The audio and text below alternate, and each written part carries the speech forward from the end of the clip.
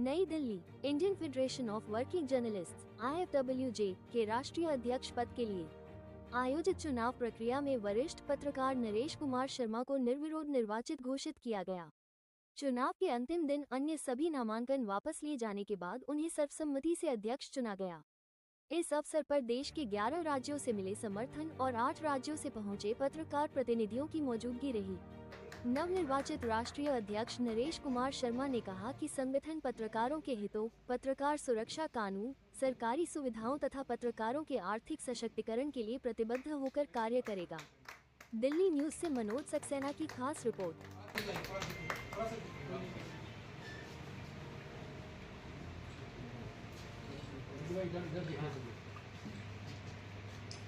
Sir थोड़ा सा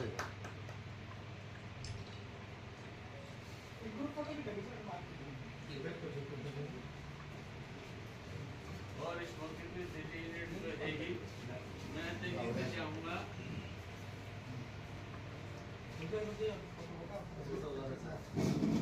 sir एक ग्रुप फोटो जाएगी। 2 नामांकन हुए, एक शरद गौड़ ने किया था जिसने सिर्फ नामांकन करने के बाद ग्रुप में डाला, जबकि सर्कुलर में स्पष्ट लिखा हुआ था कि उसकी हार्ड कॉपी CRO के एड्रेस पर भेजी जाए, जो कि मुझे नहीं है। दूसरे उन्होंने 10,000 रुपये जो IFWJ के बायलॉज में लिखा है वो जमा नहीं किया, खाली एक नामांकन पत्र भर करके वो छोड़ दिया। तो नामांकन को उसको रिजेक्ट कर दिया गया है। अब एक ही नामांकन बचा है जो कि नरेश कुमार शर्मा जी का है, और इनके समर्थन में दिल्ली यूनिट ये प्रस्तावक भी हैं इनके और समर्थक भी हैं। इनके साथ ही युवा पत्रकार महासंघ हमारे मध्य प्रदेश ने भी इनको समर्थन दिया, महाराष्ट्र से भी समर्थन आया है, उत्तराखंड से भी समर्थन है। तो इन राज्यों का इनको समर्थन है। अकेले ही रह गए हैं, कोई चुनाव में है नहीं, तो मैं इनके नाम की निर्विरोध घोषणा करता हूँ। ये हमारे IFWJ के राष्ट्रीय हरियाणा से भी समर्थन पत्र आ गया है, निकाल के देना बाकी है। हरियाणा से भी पूरा समर्थन है, हरियाणा से भी समर्थन पत्र आ गया है। हरियाणा से भी आने वाला है, तो 7 राज्यों का समर्थन है। और नोएडा से भी बातचीत हो गई है। इन्हीं राज्यों का समर्थन चाहिए था। लेकिन शर्मा जी, इससे ज्यादा तेलंगाना बोला मदद करने को तैयार रहेगी।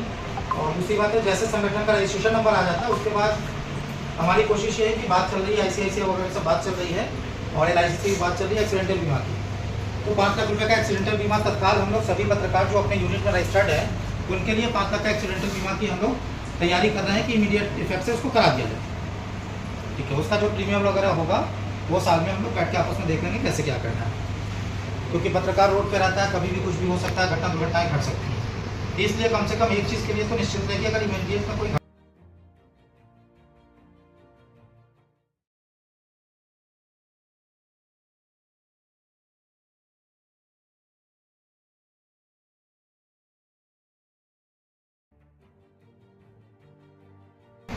दो नामांकन हुए,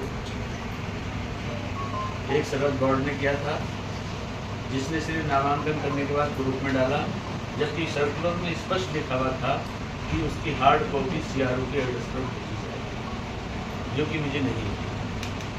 दूसरे उन्होंने 10,000 रुपये जो IFWJ के बायलॉज में लिखा है वो जमा नहीं किया, खाली एक नामांकन पत्र भर करके वो छोड़ दिया। तो नामांकन को उसको रिजेक्ट कर दिया गया है। अब एक ही नामांकन बचा है जो कि नरेश कुमार शर्मा जी का है, और इनके समर्थन में दिल्ली यूनिट ये प्रस्तावक भी हैं इनके और समर्थक भी हैं। इनके साथ ही युवा पत्रकार महासंघ हमारे मध्य प्रदेश ने भी इनको समर्थन दिया, महाराष्ट्र से भी समर्थन आया है, उत्तराखंड से भी समर्थन है। तो इन राज्यों का इनको समर्थन है। अकेले ही रह गए हैं, कोई चुनाव में है नहीं, तो मैं इनके नाम की निर्विरोध घोषणा करता हूँ। ये हमारे IFWJ के राष्ट्रीय हरियाणा से भी समर्थन पत्र आ गया है, निकाल के देना बाकी है। हरियाणा से भी पूरा समर्थन है, हरियाणा से भी समर्थन पत्र अगर हरियाणा से भी आने वाला है तो 7 राज्यों का समर्थन है इनको। और नोएडा से भी बातचीत हो गई है, तीन ही राज्यों का समर्थन यूपी चाहिए हो था। गई। लेकिन शर्मा जी, तीन से ज्यादा तेलंगाना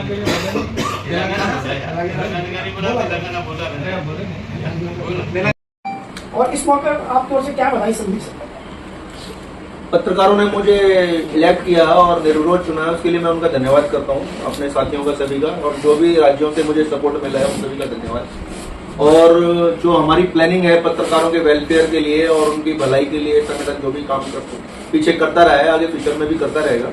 और सपोर्ट में सारे आप सभी यहाँ पे आए, मैं आप सबका धन्यवाद करता हूँ।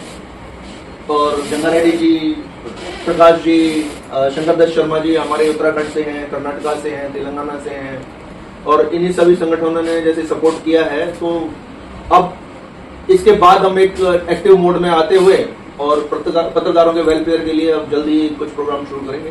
सर, ये जो हमारी कमेटी का संगठन हुआ है, जो बनाई गई है पत्रकारों की सुविधाओं के लिए, पत्रकारों की सहायता के लिए, इस पे आप क्या क्या किस किस तरह की सहायता करेंगे पत्रकारों की, और कहाँ किस किस मोड़ पर आप उनके साथ खड़े होंगे?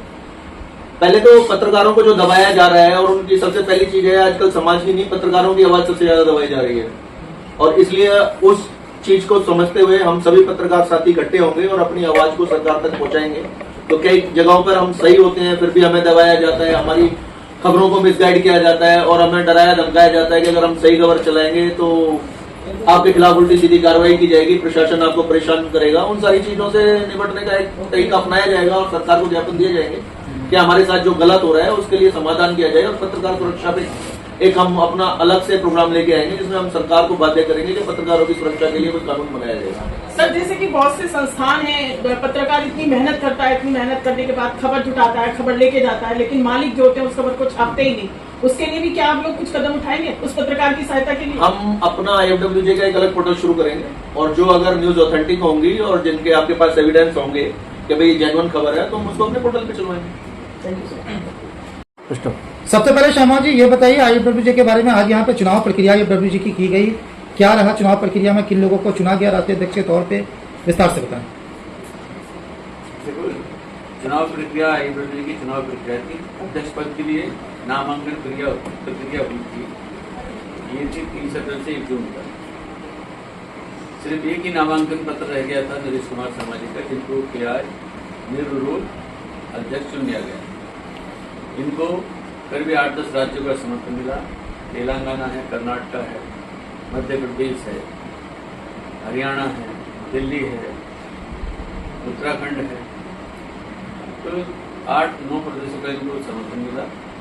जबकि हमने बायलॉज के हिसाब से 3 ही प्रदेशों का समर्थन काफी था, लेकिन क्योंकि ये पिछले 2 साल से अध्यक्ष रहे हैं, लोगों की भावनाओं पर सही उतरे, तो लोगों ने राज्यों में इनको समर्थन दिया और इसलिए अध्यक्ष बने।